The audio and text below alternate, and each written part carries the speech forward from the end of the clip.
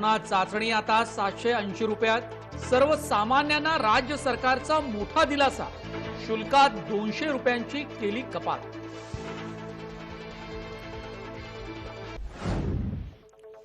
ब्रिटनमध्ये आढळला नवीन प्रकारचा कोरोना व्हायरस. बुधवारपासून पुन्हा कडक लॉकडाऊनची घोषणा.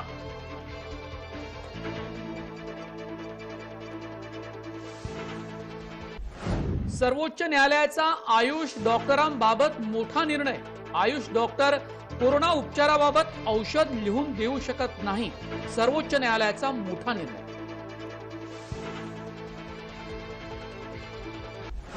नव्या वर्षात रेल्वे प्रवास शक्य. कोरोना रुग्ण संख्येत घट होत असल्यानं जानेवारीपासून लोकल सुरू करण्याचे सुतोवाच. मदत आणि पुनर्वसन मंत्री विजय वडेट्टीवार यांची घोषणा. ताडोबा अभयारण्याकडे पर्यटकांचा कल. ताडोबा अभयारण्य 1 डिसेंबर पर्यंत हाऊसफुल. कोरोना नियमाचं पालन करतच मिळणार प्रवेश.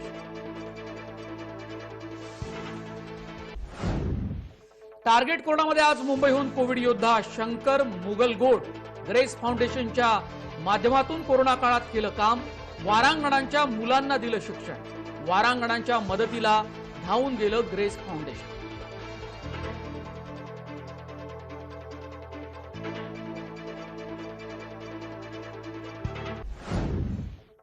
जय महाराष्ट्र. मी मनोज भोयर. जगभरामध्ये कोरोनाचं थैमान घालत असताना अमेरिकेत सुद्धा आता लसीकरणाला सुरुवात झाली आहे. फायझर या लसीचा डोस तिथल्या नागरिकांना आपत्कालीन परिस्थितीमध्ये दिला जाणार आहे. त्यासोबतच महाराष्ट्रातली सुद्धा एक चांगली बातमी आहे. राज्य सरकारनं अत्यंत दिलासादायक निर्णय घेतला. केवळ 780 रुपयामध्ये आता महाराष्ट्रातल्या नागरिकांना कोरोना चाचणी करता येणार नाही. लोकांना हा एक मोठा दिलासा आहे, कारण 4500 रुपयापासून कोरोना चाचणीची सुरुवात महाराष्ट्रात झाली होती आणि त्याहीपेक्षा जास्त पैसे अनेकांनी या काळात उकळले होते.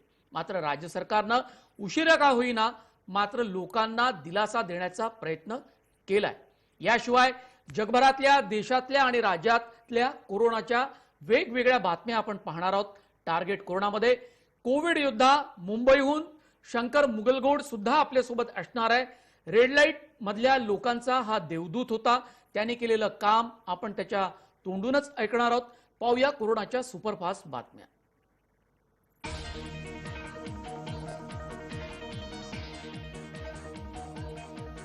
अमेरिका कोरोनासमोर हतबल. मृतांची संख्या ही 3 लाखांवर गेली आहे. अमेरिकेत कोरोना संसर्गाचं थैमान सुरू असून प्रशासन हतबल झाल्याचं चित्र पाहायला मिळत आहे. अमेरिकेत कोरोनाला अटकाव करण्यासाठी लसीकरण सुरू करण्यात आलं, तर दुसरीकडे कोरोनामुळे प्राण गमावलेल्यांची संख्या सुद्धा 3 लाखांवर पोहोचली आहे. कोरोना संसर्गाचा सर्वाधिक फटका अमेरिकेला बसलाय. जगभरातील इतर देशांपेक्षा अमेरिकेत सर्वाधिक बाधित आणि कोरोना मृत्यू नोंदवण्यात आली. अमेरिकेत 1,60,00,000हून अधिक कोरोना बाधितांची नोंद करण्यात आली, तर मृतांची संख्या ही 3 लाखांवर पोहोचली आहे.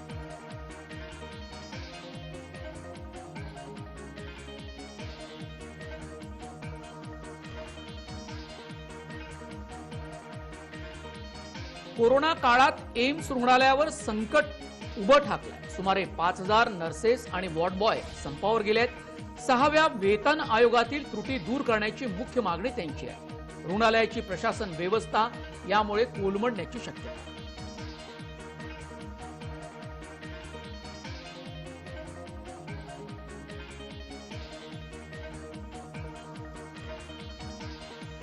कोरोना व्हायरसमुळे नेत्ररोग होण्याची शक्यता निर्माण झाली आहे, असं मत तज्ज्ञांनी व्यक्त केलं. ताप, थकवा, खोकला, सर्दी, घसा खवखवणे, अतिसार, अशक्तपणा ही कोरोनाची सर्वसामान्य लक्षणे आहेत. काही जणांमध्ये ही लक्षणे सौम्य असतात, तर काही जणांमध्ये कोणतंही लक्षण आढळत नाही. मधुमेह आणि हृदयरोग असणाऱ्यांना कोरोना संक्रमणाचा सर्वाधिक धोका असल्याचं संशोधनातून दिसून आलंय. कोरोनामुक्त झाल्यानंतरही अनेकांना त्रास होतो. आता कोरोना व्हायरस डोळ्यावरही हल्ला करत असल्याचं संशोधनातून दिसून आलं. त्यामुळे संशोधकांची चिंता वाढली आहे. कोरोनाचं संक्रमण झाल्यास काही रुग्णांमध्ये नेत्रदोषही दिसून येत आहेत.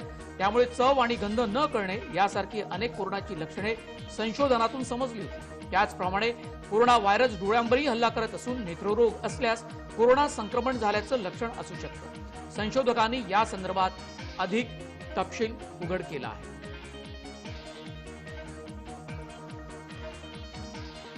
आयुष डॉक्टर कोरोना उपचाराबाबत औषध लिहून देऊ शकत नाही असा निर्णय सर्वोच्च न्यायालयानं घेतलाय। केरळ उच्च न्यायालयाच्या निर्णयाची पुष्टी करत सर्वोच्च न्यायालयानं मंगळवारी आयुष डॉक्टरांच्या बाबत एक महत्त्वाचा निर्णय दिला। सर्वोच्च न्यायालयानं म्हटलंय की योग्य आयुष आणि होमिओपॅथी डॉक्टर कोरोना व्हायरसवरील उपचार म्हणून कोणतीही औषधे लिहून देऊ शकत नाही किंवा अशा कोणत्याही औषधाची जाहिरातही करू शकत नाही, परंतु कोविड-19 रुग्णांच्या पारंपरिक उपचारामध्ये ॲड ऑन औषधे म्हणजेच रोगप्रतिकारक बूस्टर म्हणून सरकारनं मंजूर केलेल्या गोळ्या लिहून देऊ शकतात।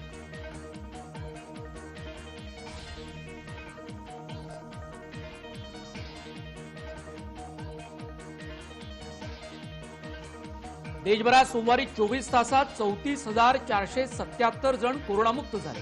354 रुग्णांचा मृत्यू झाला। देशातील कोरोनाबाधितांच्या एकूण संख्येनं 99 लाखांचा टप्पा ओलांडलाय। दिवसभरात सोमवारी 24 तासांमध्ये 22,065 नवे कोरोनाबाधित रुग्ण आढळून आले।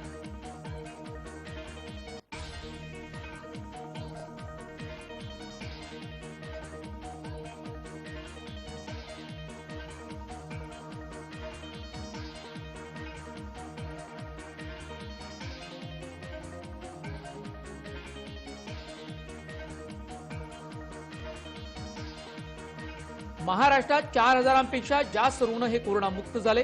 राज्यात 2,949 नवे रुग्ण हे कोरोना पॉझिटिव्ह आढळले। आतापर्यंत एकूण 17 लाखांपेक्षा जास्त रुग्ण कोरोनामुक्त झाले। राज्यात 4,610 जण रुग्ण बरे होऊन घरी गेलेले आहेत। राज्यात आजपर्यंत एकूण 17,61,615 कोरोनाबाधित रुग्ण बरे होऊन घरी गेले आहेत।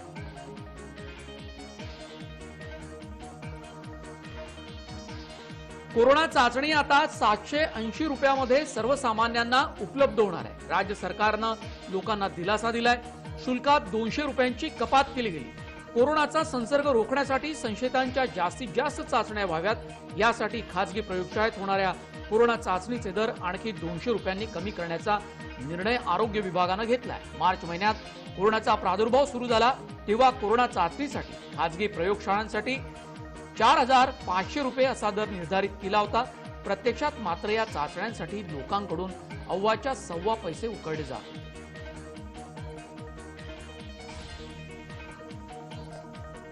कोट्यवधी रुपयांचे प्रलंबित देयक मंजूर करण्याबाबत राज्य सरकारच्या खरेदी आणि विक्री कक्षाकडून कोणतीही ठोस भूमिका घेण्यात आलेली नाही।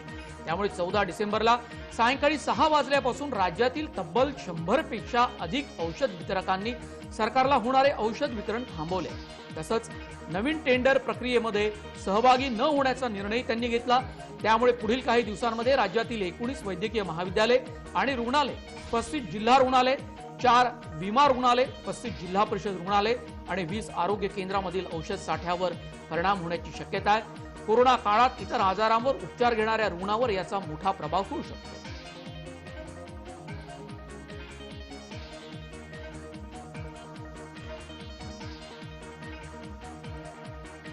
1 जानेवारीपासून मुंबईची लोकल सुरू होण्याची शक्यता निर्माण झाली आहे। मदत आणि पुनर्वसन मंत्री विजय वडेट्टीवार यांनी माहिती दिली। 1 जानेवारीपासून ही लोकल सुरू होईल। सर्वसामान्य माणसांनी ही लोकल सेवा सुरू होण्याची मागणी केली।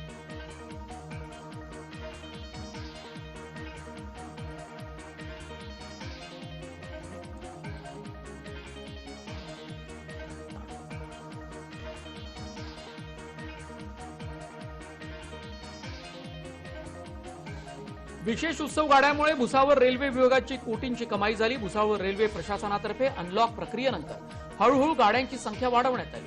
महिन्याभरात भुसावळ विभागातून तब्बल 112 गाड्या सुरू करण्यात आल्या। या गाड्यांच्या माध्यमातून भुसावळ विभागाला 16 कोटींची आणि भुसावळ रेल्वे स्थानकाच्या तिकीट खिडकीवरून 1,20,00,000ची कमाई झाली। ताडोबा अभयारण्याकडे पर्यटकांचा कल दिसून येतोय। देश विदेशातील पर्यटकांचा अभयारण्याकडे ओघ सुरू झाला आहे। जंगल सफारीसाठी ऑनलाईन बुकिंग सुरू आहे। कोरोना नियमांचं पालन करतच सर्वांना प्रवेश मिळणार आहे। ताडोबा अभयारण्य 31 डिसेंबर पर्यंत हाऊसफुल्ल झालं आहे।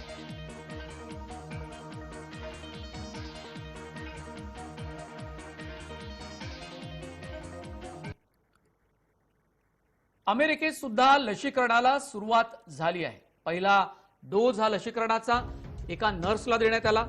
कोरोनाचा संसर्गाशी 2 हात करणाऱ्या अमेरिकेला मोठा दिलासा मिळालाय. अमेरिकेत फायझर लस देण्यास सुरुवात करण्यात आली असून पहिली लस न्यूयॉर्कमधील एका नर्सला देण्यात आली. कोरोना संसर्गाच्या थैमानाला सामोरे जाणाऱ्या अमेरिकेत कोरोना लसीकरणाला सुरुवात झाली आहे.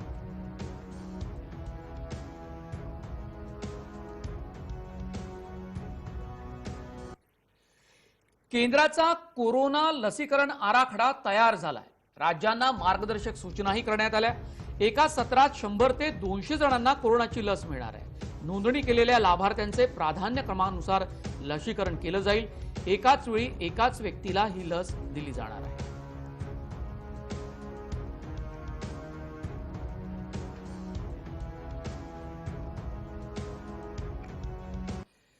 रशियामध्ये स्पुटनिक व्ही ही लस प्रभावी ठरते आहे. कोरोनानं गंभीर आजारी असलेल्या बाधितांवर रशियाची स्पुटनिक व्ही लस 100% प्रभावी ठरणार असल्याचं चाचणीतून आढळून आलंय. स्पुटनिक व्ही लशीच्या चाचणीचे परिणाम निष्कर्ष जाहीर करण्यात आले. ही लस विकसित करणाऱ्या Gamaleya national research centre for epidemiology and मायक्रोबायोलॉजीने केलेल्या दाव्यानुसार कोरोनानं गंभीर आजारी असलेल्या रुग्णांवर ही लस 100% प्रभावी ठरली आहे.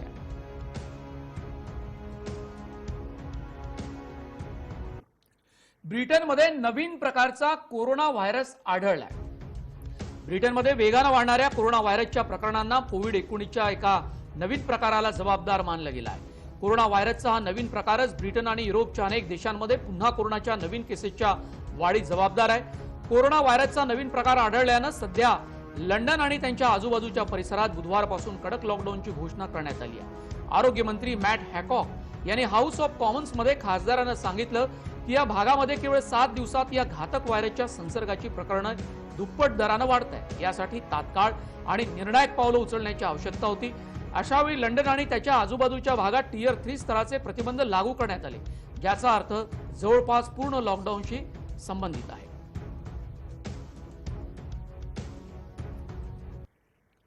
वेळ झाली एका छोट्याशा ब्रेकची. ब्रेक नंतर टार्गेट कोरोनामध्ये मुंबईहून कोविड योद्धा शंकर मुगलगोड यांची खास मुलाखत. कुठे जाऊ नका, पाहत रहा जय महाराष्ट्राचा विशेष कार्यक्रम टार्गेट कोरोना.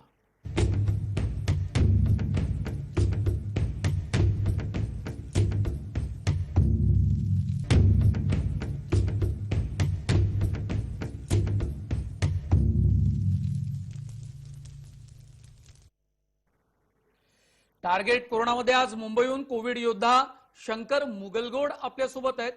वारांगणाच्या मुलांना शिक्षण देण्याचं महत्त्वाचं काम शंकर यांनी केलंय. या सगळ्या कोरोनाच्या काळामध्ये अनेक स्वयंसेवी संस्था धावून आल्या, समाजाच्या पाठीशी राहिल्या. त्यामुळे कोरोनाला टार्गेट करण्याचं एक मोठं काम यांच्या हातून घडलं आणि म्हणूनच जय महाराष्ट्रानं सातत्यानं अशा लोकांची नोंद घेतली आहे, ज्या लोकांनी कोरोनाला न घाबरता कोरोनाच्या संकटात सापडलेल्या अनेकांना मदतीचा हात दिला.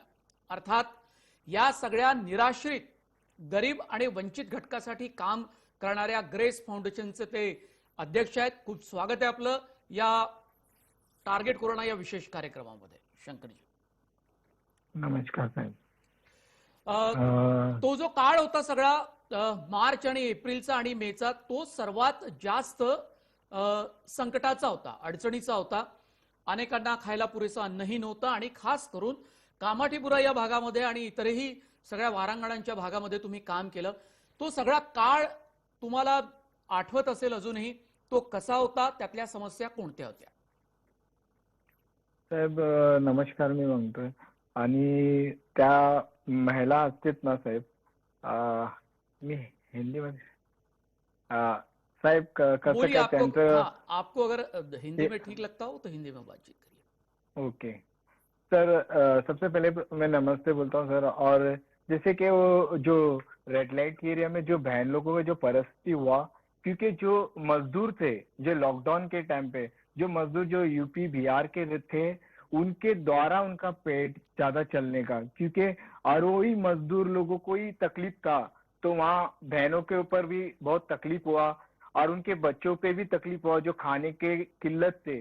और हम लोग ने जैसे कि हम लोग जो रेड लाइट एरिया के अंदर, हमें सबसे अच्छी बात है भीमसेन ने भी बहुत अच्छी सपोर्ट दिए और नागपड़ा पॉलिटिशियन ने भी सपोर्ट दिए। उनके द्वारा, उनके मदद के द्वारा एक टाइम 1700-1800 लोग खाने के लिए खड़े रहते थे सर। और बोलने का ये है कि सर, और ये लॉकडाउन में उनके पास जैसे कि बहुत से समस्या है, जो चैलेंज आया, और जैसे कि बहुत से लोगों को उस जगह से जाना था, जैसे कि पहले 90 के दशक में जैसे कि नेपाली और कर्नाटक के लोग थे सर। और अभी ये टाइम पे ज्यादा करके कलकत्ता और ऐसे बांग्लादेशी के लोग बहुत रहते हैं जो रेड लाइट एरिया के अंदर है। जैसे कि उनको जाना है वापस से, ऐसे हम लोग ने ऐसे नागपड़ा पॉलिटिशियन के मदद और बीएमसी के मदद के द्वारा ऐसे 500 बहनों को वापस से इधर भेजे सर, जैसे कि हावड़ा से कलकत्ता भेजे सर। आणि या सगळ्या काळामध्ये आपण पाहिलं की निराश्रित लोक खूप होते, वृद्ध, अपंग होते, जखमी लोक सुद्धा होते, मनोरुग्ण आपल्याला रस्त्यावर भटकताना आपल्याला पाहायला मिळालं. त्यांच्यापासून कोरोनाची लागण इतरांना होऊ नये म्हणून त्यांची व्यवस्था महापालिकेनं काही प्रमाणात केली, पण त्यांच्या सोबतीला तुम्ही होते आणि त्यामुळे त्यांना खूप मोठी मदत झाली. त्या काही आठवणी सांगता येईल?